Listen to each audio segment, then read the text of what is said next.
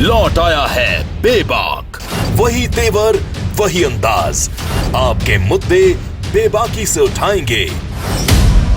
सत्ता का दूसरा कार्यकाल और सवाल अभी विपक्ष से। सवाल तो उससे होगा जिसके हाथ में ताकत हो, जिसके हाथ में पुलिस हो, संस्थाएं हो और मीडिया जिसके सामने नतमस्तक हो। सवाल तो उससे होगा ना। हम लेकर आए खबरों का एक ऐसा शो जिसमें सवाल होंगे सीधे, बेलाग और बेबाक उनसे जो सवालों से बचते हैं, जिनके हाथ में ताकत है। बेबाक सिर्फ द लाइव टीवी पर।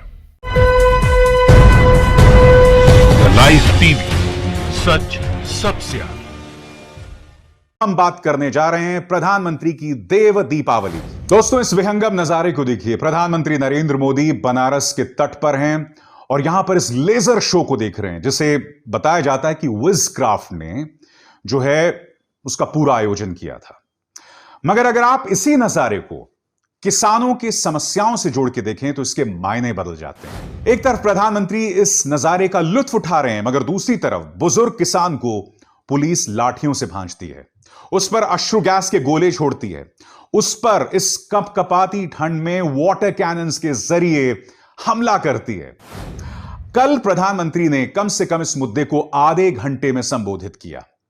आप जानते हैं, मैं बहुत हताश हुआ हूं प्रधानमंत्री के भाषण से। एक एक करके मैं आपको बताऊंगा और मैं आपको यह भी बताऊंगा अपने 5 या 6 सवालों के जरिए कि किस तरह से प्रधानमंत्री ने मुद्दों को संबोधित तक नहीं किया। सबसे पहले उनका यह बयान सुनिए।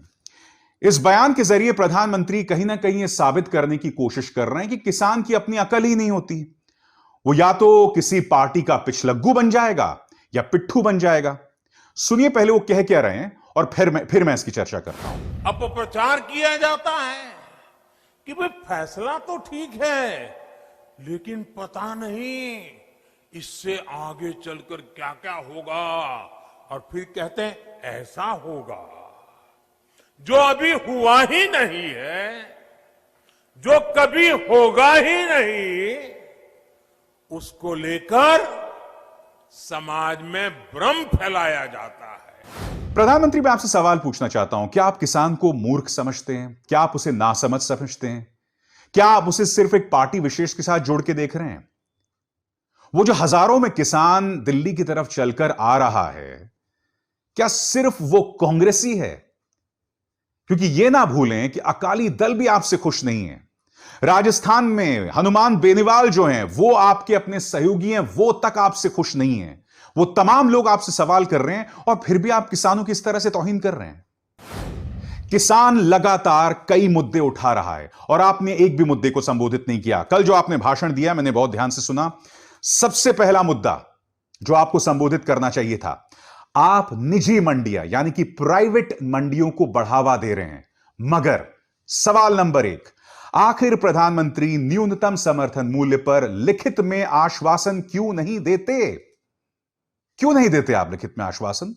उल्टा कल आपने यह कहा कि एमएसपी को लेकर छलावा किया जा रहा है, यानी कि न्यूनतम समर्थन मूल्य को लेकर छलावा किया जा रहा है और किसानों को बहुत ज्यादा उससे फायदा नहीं हुआ है। प्रधानमंत्री की यह बात सुनिए, फिर मैं आगे बढ़ाता हूं चर्चा। एमएसपी तो घोषित होता था, लेकिन एमएसपी पर खरीद बहुत कम की जाती थी।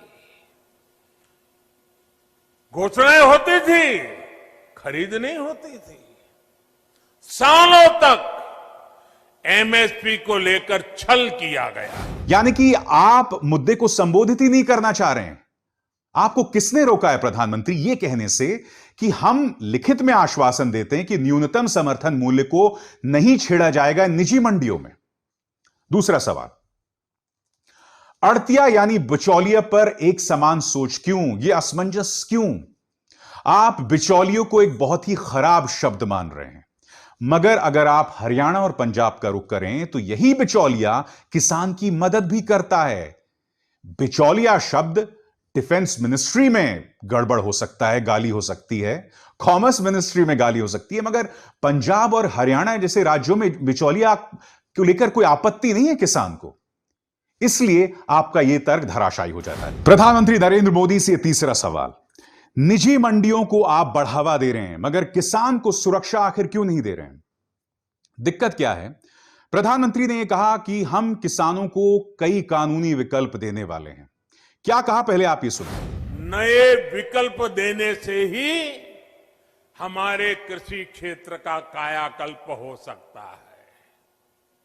सरकार की तरफ से प्रकल्प, किसान के लिए विकल्प, और दोनों साथ साथ चले तभी देश का कायाकल्प होता है। मगर आप जानते किसान की क्या मांग है?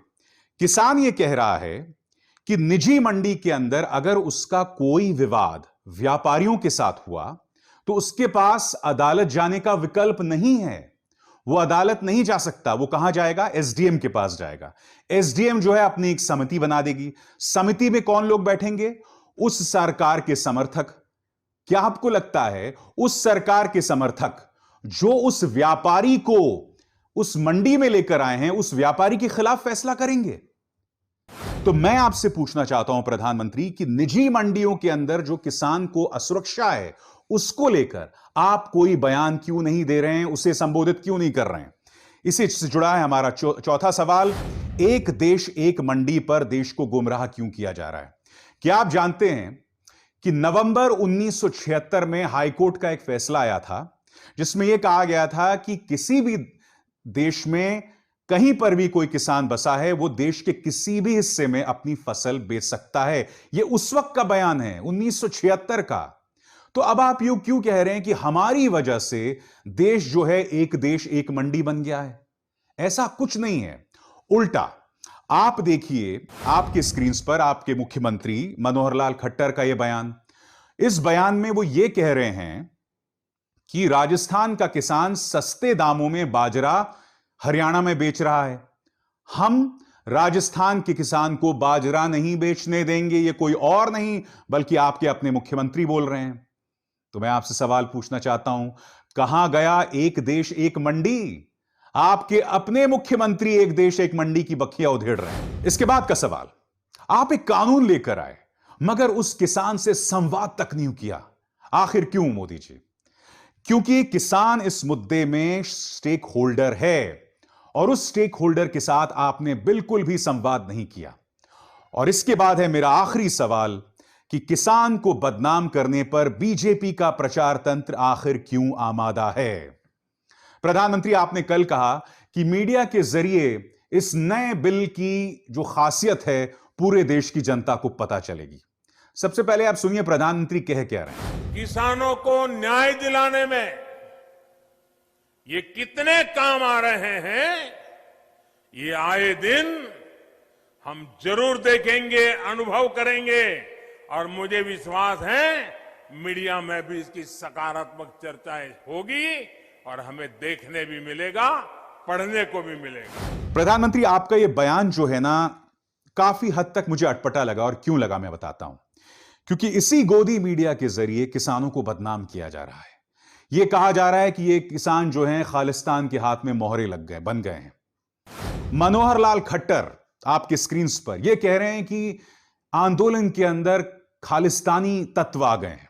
यह शख्स अमित मालवीय, इसने यह दावा किया कि आंदोलन के अंदर जो है खालिस्तानी एलिमेंट्स आ गए हैं। वो ये बताने में हमें असमर्थ हैं कि जिस व्यक्ति दीप संधू को, या दीप सिद्धू इनका नाम है, जिसका जिक्र वो एक खालिस्तानी चेहरे के तौर पर कर रहे हैं, यही चेहरा सनी देओल के साथ जब लोकसभा के चुनाव हुए थे वोट मांग रहा था। और यहां पर वो प्रधानमंत्री नरेंद्र मोदी के साथ भी दिखाई दे रहा है। तो जब तक आपके साथ है सब सही है, मगर जैसे ही आपसे अलग हुए तो वो खालिस्तानी बन गए। आपके स्क्रीन पर ये हैं शलभ मणि त्रिपाठी। ये तो ये कह रहे हैं कि आप साहब देखिए इस आंदोलन के अंदर मुसलमानों का प्रवेश हो रहा है। किसी नजीर अहमद की बात कर रहे हैं और वो किस तरह से ये पग बांध रहा है। जबकि ये तस्वीर हाल की नहीं है, किसान आंदोलन की नहीं, ये अप्रैल की तस्वीर है और ये पड़ताल किसी और ने नहीं बल्कि ऑल्ट न्यूज ने की। बात यहां नहीं रुकती। टाइम्स ऑफ इंडिया की खबर देखिए और उसके पत्रकार का ये शरारती ट्वीट देखिए। गाजीपुर में किसानों को बिरयानी, वेजिटेबल बिरयानी बट रही थी, तो इन्होंने इसको भी शाहीन बाग से जोड़ दिया कि देखिए बिरयानी बट रही है और बिरयानी को मुसलमान से जोड़ना बहुत आसान है। सबसे पहले तो मैं बता दूं मित्रों कि वेजिटेबल बिरयानी नाम की कोई चीज नहीं होती, उसे हम तहरी बोलते हैं, ठीक है। और उससे भी बड़ी बात, कृपया खाने को धर्म के साथ ना जोड़ें। जितनी बिरयानी मुसलमान खाता है उससे कई ज्यादा हिंदू खाते हैं, तो कृपया इस जो ओछी सोच से बचें और इस मुद्दे से अपना ध्यान हटाएं। तो प्रधानमंत्री, काश आप इन तमाम मुद्दों को संबोधित करते जो आज मैंने आपके सामने रखे। तो बेबाक सीजन 2 के इस धमाकेदार एपिसोड में बस इतना ही। मैं चाहूंगा कि आप इस एपिसोड को ज्यादा से ज्यादा लोगों तक शेयर करें। आप व्हाट्सएप और एसएमएस के जरिए कम से कम अपने 5 से 10 कॉन्टैक्ट्स के साथ इस कार्यक्रम को साझा करें। बेबाक में मैं फिर लौटूंगा। नमस्कार। लाइव टीवी, सच